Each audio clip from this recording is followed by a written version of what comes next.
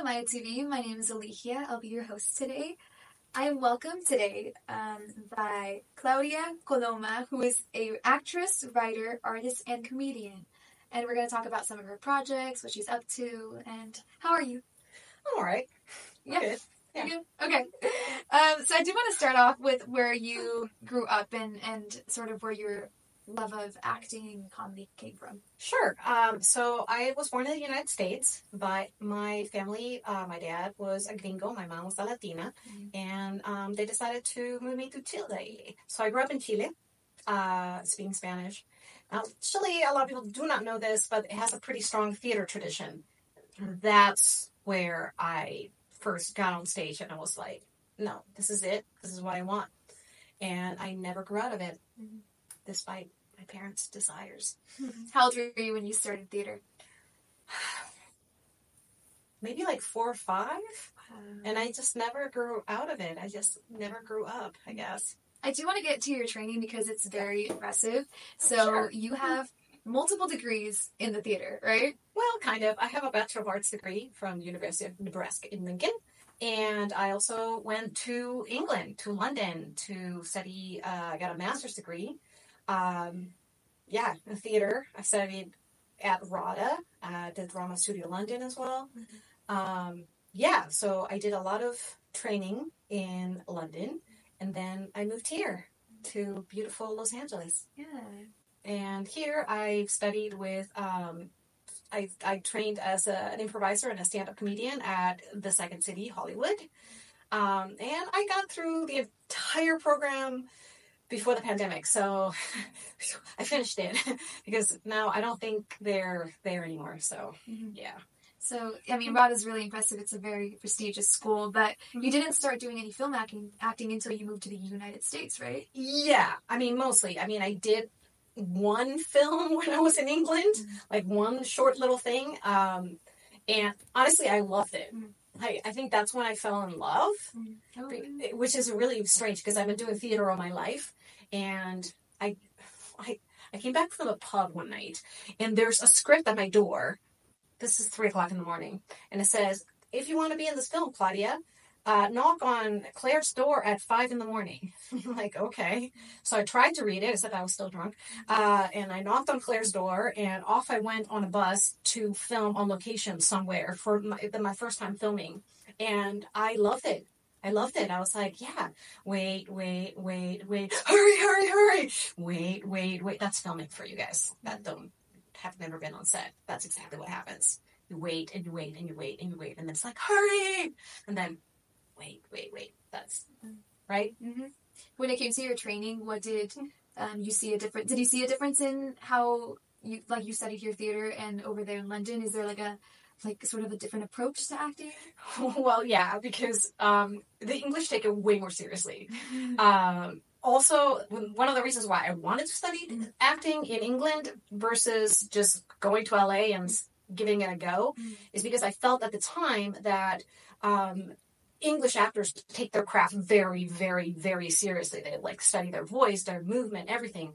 Well, I'm sure a lot of American actors do that now too, but my impression, at least when I was growing up, was that American actors, it was more about their charisma and their looks.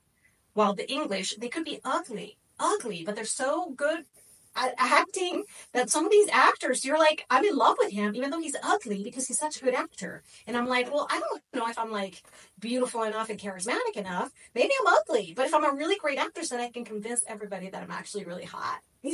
So if you think I'm hot, that means because I'm a really good actress. Well, yeah. I think you're beautiful anyway. Thank you. It's all good. It worked out. So anyway, yeah. Okay. So you did come here, and then you did do a couple of film jobs, right? So how did that start? Did you have an agent? Were you just applying for things? Well, yeah. I mean, I done obviously the usual LA actor thing. You come here, you realize you need to do your headshots, you need to go to workshops, you need to get an agent. I got agents. I've had multiple agents at this point in my career. With various levels of success and different reasons why we've separated paths. Right now, I don't have an agent and I don't have a manager. I'm unrepresented, and that is actually on purpose. I'm not it's kind of like a marriage. I'm not rushing into the relationship until I really feel it's the right one. Because yeah, I've been here for 20 years, so I already had numerous representations. I know what I want. What would you want? Anyone watching, any agents watching? Yes. Yeah. Yes. Do you want this? Yeah. What's your listing? Yeah. Yeah. Well, you gotta believe in me, and you gotta, I'm professional. You gotta be professional too. I want you to represent me in the right way, meaning, whatever. I don't know. It's just, if we have any interpersonal conflicts, we resolve them like adults. We don't like air them out, So that's all I'm gonna say. But just basically, you just gotta believe in me. You can't tell me like, well, if you were good enough, then you would be booking these jobs, and I'd be like, well, if you were a good enough agent, then you'd be paying me better stuff. I don't want to get into that. I want to be with somebody that I believe in and they believe in me. It's a mutual relationship, just like a marriage, just like any kind of relationship. It's like mutual respect, mutual appreciation, mutual admiration. I want to be bragging about my agent. I want to be like glorifying my agent, being like, oh my God, I got the best freaking representation ever, and I'm so blessed. That's how I want to feel, and I want them feel that way about me too. I think it's fair. It's like a marriage. Yeah. It's definitely a team effort. Yeah. Okay. I do want to touch upon one of the credits that you have. So, Emmy Award nominated, The Machine Beyond the Da Vinci Code. I know it was a while ago, but can you tell me like what you did there? Yeah. So I play Mary Magdalene. Quite clear, yeah. I know. It's like, yes. I'm not a saint, but I played one on TV. Yes, this was actually it was for the History Channel, and it was the historical aspects behind the Da Vinci Code, and it's basically the idea of what if Mary Magdalene had been married to Jesus, and that's the role I played. So, yeah, so when I got the part and I said, oh my God, they were like, yep, that's who we were marrying. Yep. And yeah, it was a really awesome experience, and it's so interesting because it was a high level production in the sense that it looks amazing. It's so beautiful. And when you're doing it, you're eating craft service bagels, and you're peeing in the porta potty, and you're changing your wardrobe behind a rock because we were out in location. But then you see it and you're like, wow, this looks like a Christmas card. It's so beautiful. So yeah, it was a really great experience, and it did get nominated for 2 Emmy Awards. So that was really cool. And my family in Chile got to see it. My friends in England got to see it. So it was really cool. Yeah. Well, that's really cool. Yeah, segueing into something that's a little different. So a lot of actors, a lot of people think that actors and comedians are like the same thing. Just because you're an actor, you can be a comedian. But you definitely do both. But yes. Can you explain like what made you want to jump into comedy, and how has it been different than straight up acting? Okay. Yes. Okay. So obviously it's different, and all actors think they can do both drama and comedy, and I also believe that I can do drama and comedy because just like every other actor, that's what I think. But for real, the reason why I do love stand-up comedy is because I do get to be my own writer, director, producer. I get to put on my own show, and I get to write about my experience. I'm playing myself, and I am talking about my life. That's it. And so I get the chance to perform and get the creative juices flowing, even while I'm not, auditioning or being in a film, because as all actors know, unfortunately, it's far and few in between the opportunities that you do actually get to be on set. So if at least I get to be on stage, hey, I keep myself sharp that way. And I always wanted to do stand-up. I wanted to do acting way longer before I wanted to do stand-up, because I didn't really know stand-up until I moved to the United States, because in Chile, the comedians are different. They're more like clown, magician type of variety sort of people. Now they have more stand-up comedians, but back when I was a kid, which was a very, very, very, very long time ago, there wasn't really stand-up. So when I moved to the United States when I was 15 and I saw stand-up, I was like, whoa, I want to do that. I want to grow up to be funny. But I didn't really have the courage to do it until like very recently. So Claudia, if we go to one of your shows, what do we expect to see? Like, what does your set entail? Well, like I said, I talk about my life, and it kind of depends on the audience, whether they let me be more clean or a little bit more dirty and a little bit more risque, you know, it kind of depends. So if they let me be a little bit more dirty, then I talk about my dating life. But, you know, it's comedy, like getting an agent is also a little bit like dating. You always start out with the obvious, like, who are you? Where are you from? What do you do for work? And you don't get to the like more intimate stuff until later, just like a date, you know. So that's how you do. That's how you organize your set. At least that's how I do it, because I feel it's too abrupt and just weird to like share overly personal stuff with people like right away. It's like, no, get to know me first, right? So yeah, I talk a lot about, you know, being half gringa and half Latina and being both, you know, and how some people interpret me, they see me as white, and some people just see me as Latina, and I'm both, you know. So yeah, that creates many situations, such as, you know, in the wintertime, if I do get pulled over, it's usually because I did something illegal, because I am perceived mostly as white. But in the summer, I get a little browner, so then even the police tries to speak to me in Spanish. And then I can't get away with anything. Unless they have a Latina girl fetish, and then, you know, you just like, mamacita, right? It's like, ay, papi, no, pero qué es, no. You know what I mean? Yeah. You know, you play up the stereotype. Okay. So, hey, you gotta She's Latina, she knows. I'm Latina. We look very different. All Latinas look very different. Yeah, So I know. And that's another thing, is like people have this certain perception of what Latinas are supposed to look like. And it's like, well, look, you go down to Chile, everybody looks like this. Everybody looks exactly like this. So you get out of the airport and you're like, Claudia. And you think it's all me because they all look exactly like me. I don't know. So you mentioned how it is like a relationship with the audience, you know, once you get, you know, deeper into the show, that you can reveal some of the jokes that you know, kept to yourself. Yeah. But you've done shows that are very long where you can do that, but you've also done really tiny, like, hook up like what, a couple minutes and then versus 45 minutes. Yeah. So how do you see the difference? Like when you're putting together a set, do you try to limit like the time for audience reaction? Like what goes into putting a set together? Oof. Yeah, obviously doing 3 minutes is very, very different than doing 45.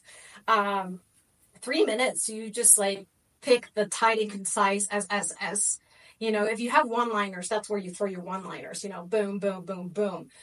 Because you want to start with a laugh, you want to end with a laugh, and there's not really that much time to tell too much of a story. So as much as you can squeeze in 3 minutes, 45 minutes, you have time to expand and tell a story. And one of the things that I learned is that you absolutely bring water to drink to the stage.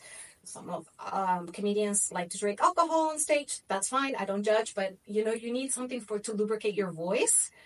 And also it's a good time to pause in between segments when you're going to change topics, to drink water, to allow the audience to absorb the material that they just heard, so they're ready for the next bits that you're going to do.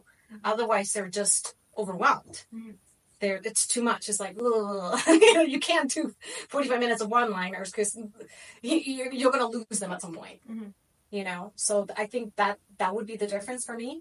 And what I've learned from doing just a couple of headlining things. You know, I'm not like a big famous person that people call upon to headline all the time, but you know, I've had the opportunity a couple times. That yes, pausing between the segments and having a reasonable excuse like drinking water, which is also good for your voice, is a good way to do it. Yeah. I do have that you did something with Second City. Can you tell me about that? So I trained as an improviser, and I actually studied stand-up for the first time with them, just because I'm the kind of person that kind of likes to know a little bit of what I'm doing before I just jump in and do it. But yeah, I went through the entire improvisation program in Second City before it shut down. So I did a ton of shows. I did a lot of shows, and we also had our own little improv troupe. It was called Let's Unpack This. We did a couple shows with those guys. That was a lot of fun. Pre-pandemic, pandemic kind of ended all that. People went home, blah, blah, blah. I stayed in LA and I kept on doing stand-up during the pandemic. And parking lots, on top of trucks, in illegal bars. Shh, don't tell anybody. No speakeasies for your laughs. Yes. Yeah, Zoom shows, of course, which I hated. But yeah, so I stuck with the stand-up. I still do a little bit of improv, but mostly just in life. I worked with a troupe in a while. Yeah, so I might not know what to do if somebody just like, oh, that's your daughter, and you're in a coffee shop, and you're talking about trains, and I'd be like, I don't remember how to do that. Hi, hola, daughter. I don't know, but yeah, stand up is more. I stuck with more, but yes, and one of the great pieces of advice that my stand-up instructor told me when I was studying stand-up in Second City was do your first open mic as soon as possible. As soon as possible. Like, you don't have a set, you don't have jokes, doesn't matter. Just get up in front of people, talk to the microphone for 3 minutes. You will pee your pants.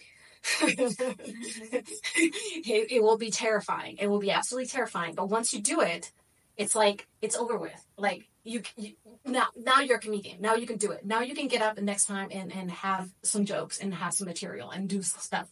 You just got to get over that first hump. Because a lot of people did not finish that class. Like, about half dropped out. It was like, they were dropping like flies. Because it's terrifying. Because we had to do a show. And a lot of those people just did not have the guts to do the first open mic. So they didn't have the guts to do a show. So that's something you gotta do. If you want to do stand-up, you gotta do your open mic. And I'll help you emotionally. I don't know. I'll support you. I don't know. What do you think is the most difficult thing about being a comedian? Because it comes with so many, strings attached where it's like you're putting yourself out there. Yeah. And it's what if they don't laugh? Is it writing the jokes? Is it telling a joke for the first time? Is it hoping that it's going to withstand the test of time?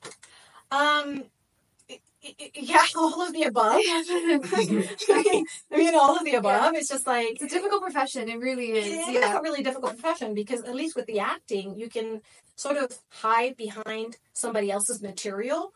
It's like if you do a film and it bombs, you can always say, oh, the director was bad. Oh, the cinematography was bad. Oh, the writing was bad. Oh, the other actor was bad. But if it's just you, it's your writing, it's your one take. Yeah. And if it's bad, it's all on you. So yes, it is hard. Yeah. And you just gotta have to like own up to it. Like, yeah, I tried this joke and it wasn't funny, or that some people just don't freaking like you. Yeah. Some people just don't like you. Some people that are not going to think you're funny. Some people are gonna, especially if you're a woman, is like, well, women should not be in comedy, or you're too pretty to be in comedy. You shouldn't be in comedy. Or you're too loud and too blah, blah, blah, too Latina, And it's like, okay, well, you just don't like my style. Fine, It's like, well, you too much dancing on stage. Too much dancing. It's like, I am half Latina. I did grow up in a Latin American country. We get on stage, we dance. We can't help it. Our hips just go, Just watch any freaking Latin American comedian. You'll, at some point, their hips just go and they start dancing. Yeah. But yeah, I think it's just like you have to just love yourself enough that if people hate you, you're fine with it. It's kind of like, oh, their loss. Yeah. Yeah. Or like, yeah, I sucked tonight. Or yeah, it wasn't funny tonight. My jokes didn't work. Or the stuff I wrote, that doesn't work. Let me try something else because that's not working for me. And just have that sort of radical self-honesty with yourself to just be like, okay. You view yourself as a product. Is this product working or not? No, it's not. Well, let's make some changes. Yeah, maybe get drunk that night. Like go cry in a pillow or pet your cat or whatever you need to do. But then get back on the horse and be like, you know what? All right, I can do better. Let me do better. Do you aim to get like? What brings you the most joy? Is it like getting more laughs every night? Feeling like you can? How important is the timing actually about a joke? Oof. Because you can tell the same joke twice, right? The same, right? But if you tell it with a different timing, it changes it. Right? Oh yeah, of course. Yeah. It can totally bomb. Timing is everything. Like in comedy, the best book on comedy that I've read is called The Zen of Comedy or The Tao of Comedy. It's Tao of Comedy, and it's all about you got to be in the present moment, and you got to be enjoying yourself. Because when you're starting out set and you're just starting the wrong foot, and so your timing keeps on getting more and more off. You got to just have a moment where you just forget about everything, and you just be with yourself and be like, why am I telling this story, and how do I enjoy telling this story? The timing comes from that. Obviously, there's a rhythmic thing, and there's a thing with threes, and there's a thing about pausing before the punchline, and all that kind of stuff that you can study in any sort of comedy writing class that you can find. Timing is everything, they will tell you. But I find that the way to naturally fall into the right timing is to be very present with what you've written and remember why you enjoy telling that story. And now don't even think about it as a joke. Think about, why do I enjoy telling this story? Yeah, that's really good advice. Yeah. I don't know. It works for me a lot of times. You know, not 100% of the time, but you know. Do you believe in the rule of three? Like, you know, where you can only tell it 3 times, or you can only say something 3 times? Well, the rule of 3 is definitely a thing in comedy and human psychology. There's something about the Trinity that is prevalent in human psychology. So yes, it works. It just, our brains like that. Yeah. Or when you do one thing that is very similar, one thing is very similar, the third thing has to be sort of similar but totally different. And that's what the joke is, yeah. Yes, and it does something to our brains that tickles the brain in a funny way that makes us laugh. So it's just a very, very simple way of creating a joke, a one-liner joke. Is boom, boom, boom. You do it boom, boom, boom. You know? Yes, it's like a science almost. Yeah. Okay. I do want to quickly touch upon, because you are Latina, you do work in Spanish as well. So, Lucha la Luz. Can you tell me about that? Yeah, okay. So I can't tell too much yet because we, still in post-production. They're still editing. But yes, I had the pleasure of working with doing this. It's a proof of concept, potentially be a series that is based on a true story that the writer-director experienced back in Mexico in like the 1960s of a real sort of encounter with a walker. And I play somebody in the Mexican village, and that part of the flashback part of the show is entirely in Spanish, and it's in black and white too, which is really cool, to give it that sort of 1960s feel. And I'm very much looking forward to seeing that film because the stills look so beautiful. It looks visually stunning. And yeah, I speak fluent Spanish. So yes, I can definitely act in Spanish. I've done it before and I can do it again. And a lot of people say that I actually act better in Spanish. I don't know. Maybe it's true, maybe not. We'll see. You guys will be the judge of it once it comes out. Yeah. Would you ever, we were talking about this earlier, but would you like to do stand-up comedy in Spanish? Is that something that you would consider maybe later on? Yeah, I mean, that's something that I would want to do, and it has been asked of me, and I have it just have not made the leap yet, because I've done all of my higher education in English. So even though I have an accent, I think in English. And I have more expansive vocabulary in English. I communicate in English better. So I would have to sort of try to see what of my jokes work if I try to translate them. If I translate them into Spanish, will they still work? Some of them, yes, and some of them, no, because some of them are based on the language and the rhythm of the language. So that's something that I'm still working on. See if I could get like a solid 15 minutes of Spanish set. That would be like my goal. Just like I have the goal of I have 15 minutes of clean material. I want 20 minutes of clean material. Yes, I do tend to cuss a lot, so it's kind of hard for me. You need like a Spanglish audience, so that way you can just Spanglish it. Yeah, and I do Spanglish. A lot of my sets are both, and some people get mad about that. I'm like, no. The stuff I'm saying in Spanish is either obvious or I give you what it meant. Yeah. Or it's obvious, or you don't really need to know. You just figure it out, just Google Translate, whatever.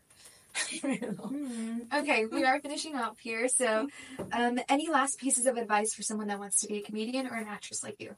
I don't. The water. You got the water? Yes. Okay. Yes. Drink water. Drink water. Drink lots of water.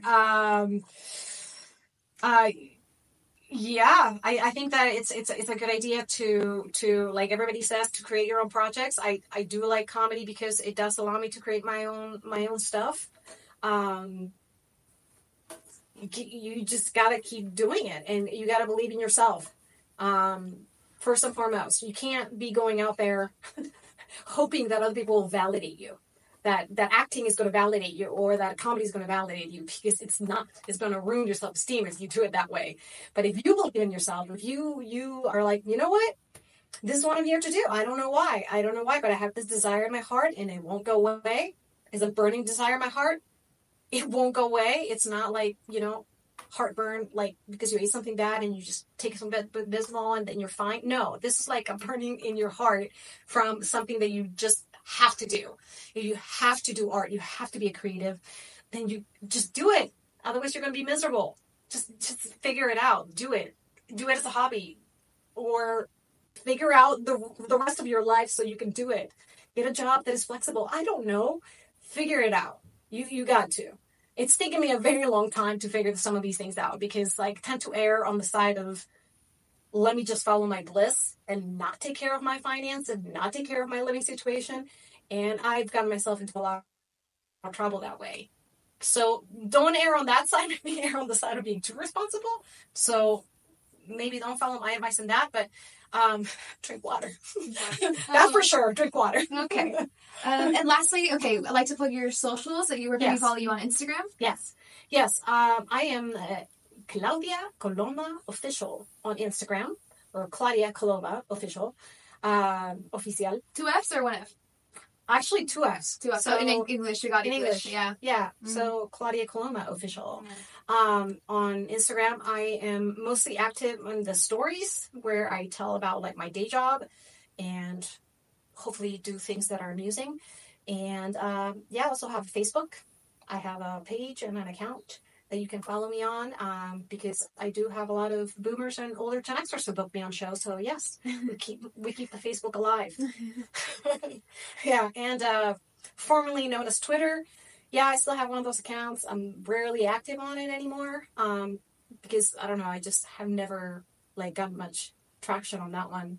But yeah, I think my favorite is usually Instagram and just doing stories, just because it's short and sweet and it just gives you a little glimpse of what my life is like.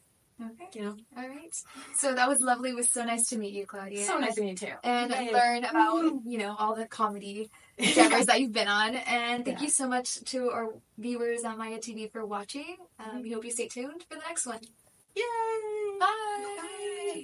Bye!